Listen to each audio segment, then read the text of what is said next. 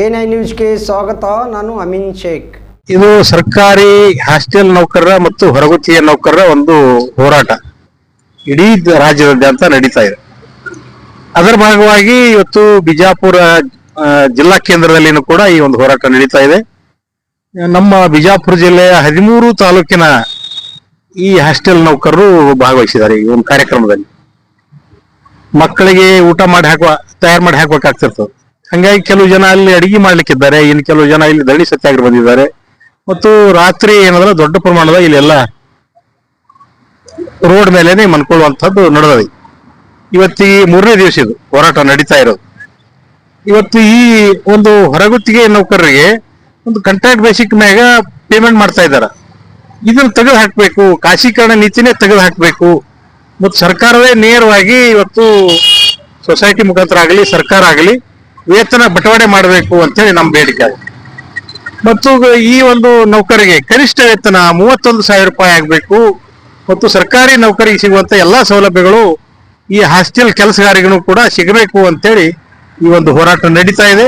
ಅದು ಬೆಂಗಳೂರಲ್ಲಿ ನಡೀತಾ ಇದೆ, ಗುಲ್ಬರ್ಗಾದಲ್ಲಿ ನಡೀತಾ ಇದೆ, ಬಾಗಲಕೋಟೆಯಲ್ಲಿ, ಬೇರೆ ಬೇರೆ ಜಿಲ್ಲೆಗಳಲ್ಲಿ ಎಲ್ಲಾ ಕಡೆ ನಡೀತಾ ಇದೆ. ಹಾಗಾಗಿ ಇವತ್ತು ನಾವು ಕೂಡ ಇಲ್ಲಿ ಅನಿರ್ದಿಷ್ಟವಾದಂತ ಧರಣಿ ಸತ್ಯಾಗ್ರಹ ಮಾಡಿದ್ದೇವೆ. ಗ್ರಾಮೀಣ ಅದಾವ, ಸಿಟಿ ಒಳಗೂ ಅದಾವ. ಗ್ರಾಮೀಣ ಪ್ರದೇಶದಾಗೂ ಹಾಸ್ಟೆಲ್ಗಳು ಅದಾವ, ನಗರ ಪ್ರದೇಶದಾಗೂ ಅದಾವ. ಒಟ್ಟಾರೆ ಎಲ್ಲರೂ ಕೂಡಿನೇ ನಾವು ಮಾಡ್ಲಿಕ್ಕೆ ನಗರ ಇವ್ರು ಯಾರು ಬಂದ ಯಾಕಂತಂದ್ರೆ ಇವ್ರು ಕಾಂಟ್ರಾಕ್ಟ್ ಬೇಸಿಕ್ ಅಂತ ಹೇಳಿ ಅವರು ಸರ್ಕಾರಿ ಇಲಾಖೆಯವ್ರು ಹಚ್ಕೊಳಕ್ಕೆ ತಯಾರಿಲ್ಲ. DC ಆಗಲಿ ಈ ಸಂಬಂಧಪಟ್ಟ ಅಧಿಕಾರಿಗಳಾಗಲಿ ಇದ್ರ ಬಗ್ಗೆ ವಿಚಾರ ಮಾಡ್ತಾ ಇಲ್ಲ. ಯಾಕಂದ್ರೆ ನಾವು ಗುತ್ತಿ ಕೊಟ್ಟಿವಿ, ಅವ್ರ ಸಂಬಂಧ ಅವ್ರಿಗೆ ಅಂತನ್ನುವಂತ ಮಾತು ಹೇಳ್ತಾ ಇದ್ದಾರೆ.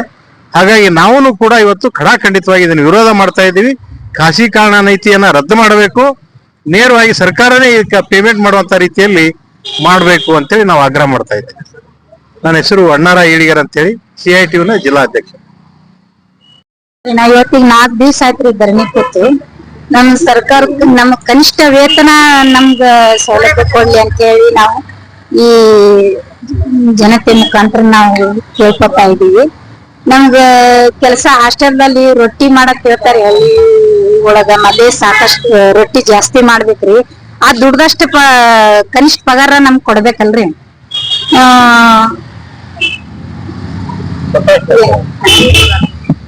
ಕೆಲಸ ನಾವ್ ಮಾಡಕತ್ತಿ ಈಗ 15 ವರ್ಷ ಆಯ್ತ್ರಿ. 15 ವರ್ಷ ಆಯ್ತು. ಆ ದುಡ್ದು ತಕ್ಕ ನಮ್ಗ ಪೇಮೆಂಟ್ ಕೊಡಂಗಿಲ್ರಿ. ಪೇಮೆಂಟ್ ಕೇವಲ ಬರೀ ನಮ್ಗ 12,000, ಮೊದಲಿನ 12,500 ಕೊಡ್ತಿದ್ರಿ ಸರ್. ಈಗ ಬರೀ 12,000 ಕೊಡತ್ತಾರಿ. ಅದು ಮತ್ತ ಅಡಿಗೆದ ತೆಗೆದು ಸಹಾಯಕಿ ಅಂತ ಹೇಳಿ ಹಾಕ್ಯಾರಿ. ನಾವು ಮೊದಲ ಇದು ಅಡಿಗೆದಂತ ತಗೊಂಡಿದ್ರಿ. ಈ ಗೌರ್ಮೆಂಟ್ ದವ್ರು ಬಂದಾರ ಅಂತ ಹೇಳಿ ಅಡಿಗೆಯಿಂದನ ತೆಗೆದು ನಮ್ಗ ಸಹಾಯಕಿ ಕೆಲಸ ಅಂತ ಹೇಳಿ ಕೊಟ್ರ. ಮಾಡೋದು ಅಡಿಗೆ ಕೆಲಸನೇ ರೀ, ಆದ್ರ ಕೊಡೋದು ಮಾತ್ರ ಸಹಾಯಕಿ ಪಗಾರ. ನಮ್ಗ ಈ ಗುತ್ತಿಗೆದಾರನ್ ತೆಗೆದು ನಮ್ಗ ನೇರವಾಗಿ ಸರ್ಕಾರದಿಂದ ನಮ್ ಖಾತೆ ಬರ್ಬೇಕಂತ ಹೇಳಿ ಈ ಮುಖಾಂತರ ನಾವ್ ಕೇಳ್ಕೊತೀವಿ.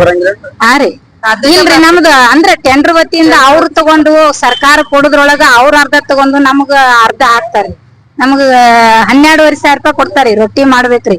200 ಜನ ಹುಡುಗರು ಇರ್ತಾರಿ. ಒಬ್ರೊಬ್ರಿಗೆ 200 ರೊಟ್ಟಿ ಮಾಡಕ್ ಹೇಳ್ತಾರಿ. ನಮ್ಗ ಅದ್ರ ಕೆಲ್ಸದ ತಕ್ಕ ಸಂಬಳ ಬೇಕಲ್ರಿ ನಮ್ಗ. ಮತ್ತ ಒಂದ್ 100 ಮೊದಲ 100 ಮಂದಿಗೆ 5 ಮಂದಿ ಅಂತ ಹೇಳಿತ್ರಿ ಸರ್. ಇವಾಗ ಮತ್ತೊಬ್ರನ್ನ ತೆಗೆದು ಬಿಟ್ಟಾರಿ. ಅದ್ರಾಗ ಬರೇ 4 ಜನ ಸಿಬ್ಬಂದಿಯರ್ನ ಇಟ್ಟಾರಿ. 4 ಜನ ರೊಟ್ಟಿ. ಅದ್ರಾಗ ಈ ಸಿಟಿ ಒಳಗ ಬರೇ ಅನ್ನ ಮುದ್ದೆ ಮಾಡಿ ಹಾಕ್ತಾರಿ. ಇಲ್ಲಿ ನಮ್ಮಲ್ಲಿ ಹಳ್ಳಿ ಜನಕ್ಕ ರೊಟ್ಟಿನೇ ರೀ. ರೊಟ್ಟಿ ಮಾಡ್ಬೇಕು. ಅದ್ ಹೆಣ್ಮಕ್ಳಿಗೆ ಎಷ್ಟ್ ಕಷ್ಟ ಆಗ್ತದ ಅನ್ನೋದು ಅರ್ಥ ಆಗ್ಬೇಕಲ್ರಿ ಸರ್ಕಾರಕ್ಕ. ಆ ದುಡ್ಡು ತಕ್ಕಾರ ಪೇಮೆಂಟ್ ಹಾಕ್ಬೇಕಲ್ರಿ. ಮತ್ ಅದು 1 ವರ್ಷನಾಗ 2 ಸಲ ಪೇಮೆಂಟ್ ಮಾಡ್ತಾರಿ. ಇವಾಗ 5ನೇ ತಿಂಗಳು ರನ್ನಿಂಗ್ ರೀ. ಇನ್ನ ತನ ನಮ್ಗ ಪೇಮೆಂಟ್ ಇಲ್ರಿ. ನಾವು ಇದ್ರ ಮೇಲೆ ಬದುಕೋರು ಏನ್ ತಿನ್ಬೇಕ್ರಿ ಸರ್? ಮಕ್ಕಳ ಸಾಲಿ, ಈಗ ಮಕ್ಕಳದ ಸಾಲಿ ಫೀ, ಮನಿಕ್ ಬಾಡಿಗೆ, ಇದನ್ನ ಕಟ್ಕೊಂಡ್ ನಾವ್ ಜೀವನ ಹೆಂಗ್ ಮಾಡ್ಬೇಕ್ರಿ ಸರ್? ಅದನ್ನ ನೀವು ಸರ್ಕಾರದವ್ರ ನಾವು ಸಾಹೇಬರಿಗೆ ಅದಕ್ಕೆ ಕೇಳಿದ್ವಿ ಅಂದ್ರೆ ಟೆಂಡರ್ ವತಿಯಿಂದ ಐತಮ್ಮ ಅವ್ರು ಕೇಳ್ರಿ ಅಂತಾರ. ಅವ್ರು ಕೇಳಿದ್ರೆ ಆ ಮ್ಯಾಲೆ ಬಿಲ್ ಹಾಕಿಲ್ಲಮ್ಮ ನಾವ್ ಎಲ್ಲಿಂದ ಹಾಕೋಣ ಅಂತಾರ. ಮತ್ ನಾವ್ ಯಾರು ಏನ ಗಂಡ ಹೆಂಡ್ರ ನಡು ಕೂಸು ಬಡು ಆದಂಗ ನಮ್ ಪರಿಸ್ಥಿತಿ ಹಂಗಾಗಿದ್ರಿ ಸರ್. ಈ ಸುನಂದ ಖ್ಯಾತನ ಪೇಮೆಂಟ್ ಜಾಸ್ತಿ ಹಾಕ್ಬೇಕ್ರಿ. ನಮ್ಗ 31,000 ಪೇಮೆಂಟ್ ಬರಬೇಕ್ರಿ. ನಮ್ಗ ಎಂಜೆಟ್ ಬ್ಯಾಡ್ರಿ. ನಮ್ಗ ಇದ್ರಲಿಂದನೇ ಬರ್ಬೇಕ್ರಿ. ನಾವು ಎಷ್ಟು ವರ್ಷ ಮಾಡ್ತೀವಿ ನಾವು ಈಗ 5 ವರ್ಷ. 5 ವರ್ಷ. ಲಕ್ಷ್ಮೀ ಕದಾಳಿ. ಬೇಕು.